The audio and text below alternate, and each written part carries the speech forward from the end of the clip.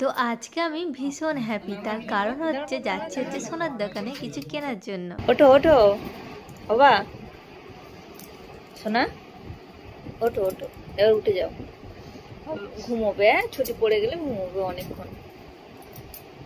ওঠো। সুপ্রভাত বন্ধুরা, কেমন আছো সবাই? আশা করছি অনেক ভালো আছো, যে যেখানে আছে সুস্থ আছো। আর আমিও ঈশ্বরের আশীর্বাদ আর তোমাদের ভালোবাসায় ভালোই আছি। তো চলো, তোমরা দেখতেই পেলে ঘড়িতে এখন ওই 6:30টার মতো বাজে। আর বাবু কিন্তু ঘুম থেকে উঠতেই চাইছিল না। ওর যেহেতু সকাল স্কুল, তাই ওকে একটু তাড়াতাড়ি তুলে রেডি করে দিতে হয় আমাকে। ওই 7:05 নাগাদ, 5:10 নাগাদ আর কি ওকে গাড়িতে তুলে দিতে হয়। আর দিতে প্রতিদিন আমিই যাই সকালে, আর নিতে তোমাদের দাদাভাই আর কি যাই। তো চলো, ওকে রেডি করিয়ে আগে স্কুল বাসে তুলে দিয়ে এসেছি। তো স্কুলে তুলে দিয়ে আসার পর আমি আর কি শাওয়ার নিয়ে নিয়েছিলাম। শাওয়ার নিয়ে আর কি চলে এসেছি রুমে। আর ও একদমই উঠতে চাইছিল না আজকে সকালে, মানে প্রচণ্ড বিরক্ত করছিল।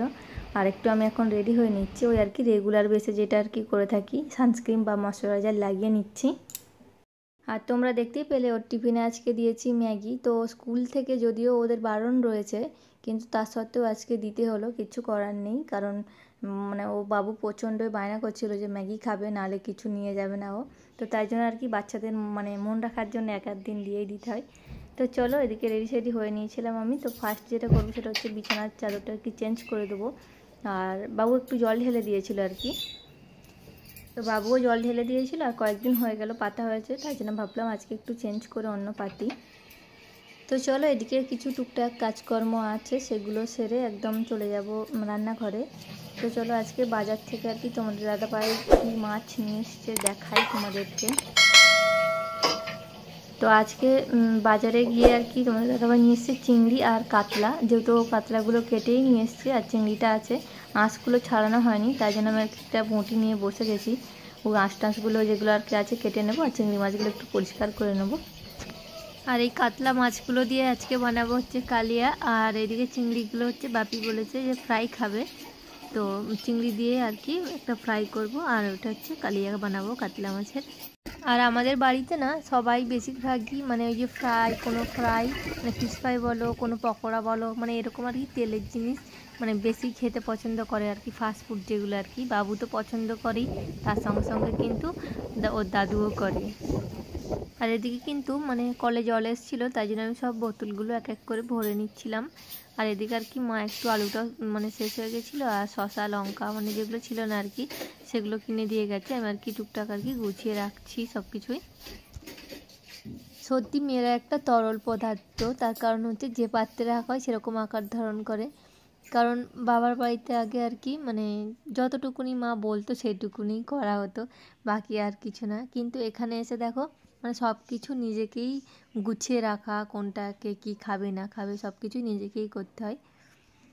পাত্রে রাখবে আর কি সেরকমই আকার ধারণ করে মেয়েরা। তো এই ভ্যাপসা গরমে আগুনের সামনে দাঁড়িয়ে রান্না করার সময় একজনের কথাই মনে হয়, সেটা হলো মা।